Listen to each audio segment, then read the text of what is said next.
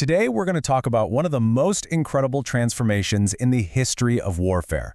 We're talking about how, in just a century and a half, war at sea went from wooden ships powered by the wind to massive steel fleets that could strike each other from hundreds of miles away. It's an absolutely mind-bending story. And to really get a feel for this, just look at these two battles. First, you've got Trafalgar in 1805. It's all wood, wind, and sail. You're blasting each other with cannons from, shouting distance, basically. Then, fast forward to Midway in 1942. It's all steel and oil. And the key weapon? Not guns, but airplanes. The ships were so far apart they never even laid eyes on each other. It's a completely different world.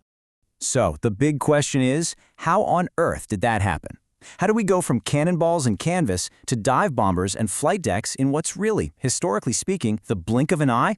Well, the answer is a series of technological revolutions that just kept changing the game. To understand the change, we have to start with the world that got left behind. We're talking about the age of sail, a time when ruling the waves was this incredible mix of masterful shipbuilding, expert seamanship, and just raw brute force. And in this era, the king of the sea was the ship of the line. I mean, look at this. These things were floating fortresses, literally built from entire forests of oak trees.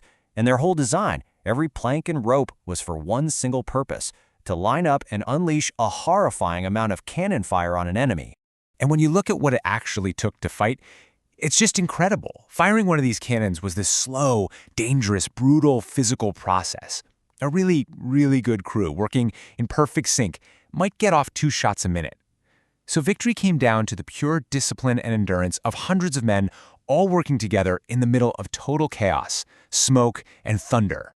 And the whole point of all that effort, the ultimate goal, was to pull off this maneuver, crossing the T. The idea was simple but deadly. You'd sail your line of ships right across the front of the enemy's line. Why? Because then all of your guns could fire while they could only shoot back with a handful of cannons at the very front. It was basically checkmate. But then, at the decisive Battle of Trafalgar, the British Admiral Nelson just threw out the rulebook. Instead of getting into that perfect parallel line, he sent his famous signal and then just charged his ships straight into the enemy line, completely smashing their formation. He was betting everything that in the messy ship-to-ship brawl that followed, his crew's superior gunnery would win the day. He bet right, and that victory locked in Britain's control of the seas for the next 100 years. But that century of dominance, built on wooden ships and sailors' skill, was about to collide head-on with the Industrial Revolution. And that collision would set off an arms race that made entire navies obsolete, seemingly overnight. Just look at how fast things started moving. First, you get the screw propeller, so ships aren't tied to the wind anymore. Big deal. But then the real arms race kicks off. In 1859, France launches the La Gloire, an ironclad. Britain panics, and just a year later launches the Warrior, made completely of iron. But the real earthquake was in 1906. HMS Dreadnought hits the water. A ship so powerful, so revolutionary, that it instantly made every single battleship on the planet, including all the ones Britain already had, totally obsolete. Just like that. So, what you have here is a totally new rule book for sea power. Suddenly, the wind doesn't matter. A nation's naval strength is now a direct measure of its industrial power, how much steel you can make, how good your engines are. And this new power gave rise to gunboat diplomacy, because now you could send these iron monsters anywhere in the world reliably and quickly to impose your will. And right when the world was getting its head around these giant iron battleships, another revolution was, literally taking off. A new piece of tech was about to add a third dimension to naval combat, and it was going to change things more deeply than steam and iron ever could. You see, for decades, the battleship was the absolute, undisputed king of the seas. It was the ultimate symbol of a nation's power. But its reign was about to come to a very sudden end. A new kind of ship was on the horizon, one whose power didn't come from its own guns. A new queen was about to claim the throne. And this chart just lays it all out perfectly.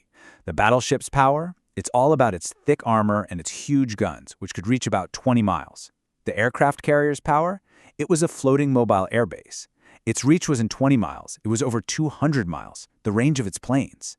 The battleship fought on a flat 2D surface. The carrier commanded a 3D battle space. It owned the sky. And this just changed everything. The goal wasn't just to sink the other guy's ships anymore. Now the #1 priority, the thing you had to achieve, was air superiority. If you controlled the skies, you could see the enemy from miles away, you could protect your own fleet, and you could attack them whenever you wanted. It was simple. Control of the air now meant control of the sea. Period. And if anyone in the world still had doubts about this new reality, they were about to be erased in the middle of the Pacific in a single battle that would decide the fate of the Second World War. So the Imperial Japanese Navy, who were actually the pioneers of carrier warfare, hatched a plan to crush the U.S. fleet at a tiny island called Midway. But they had one huge, fatal blind spot. American code breakers had cracked their codes. Admiral Nimitz knew exactly where the Japanese fleet was going and when it would get there. He knew their entire plan. He was able to set a perfect trap. The entire battle, the future of the war in the Pacific, all of it came down to just one number: 4. That's how many veteran Japanese aircraft carriers, the very heart of their navy, were hit, set ablaze, and sent to the bottom of the ocean in the space of just 5 critical minutes. It was a devastating, catastrophic blow, delivered entirely by American dive bombers. The Japanese Navy never, ever recovered from it. And that's the final verdict, isn't it? Midway proved it beyond all doubt. The decisive naval battle of the war was won, and the opposing fleets never even fired a shot at each other.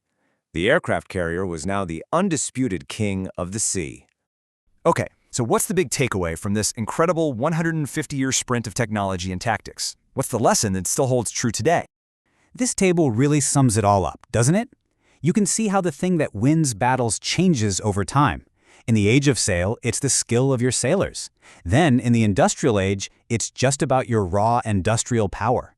And finally, in the aviation age, it's about controlling a whole new dimension, the sky. Every big leap in technology forced a total rewrite of the rules. But here's the thing that never changes: the constant principle through all of this. It's not just about who has the cool new gadget. It's about who figures out how to use that new technology to create a new strategy, a whole new way of fighting that makes the old way obsolete. That is the engine that drives military revolutions. Which, of course, leaves us with one last massive question.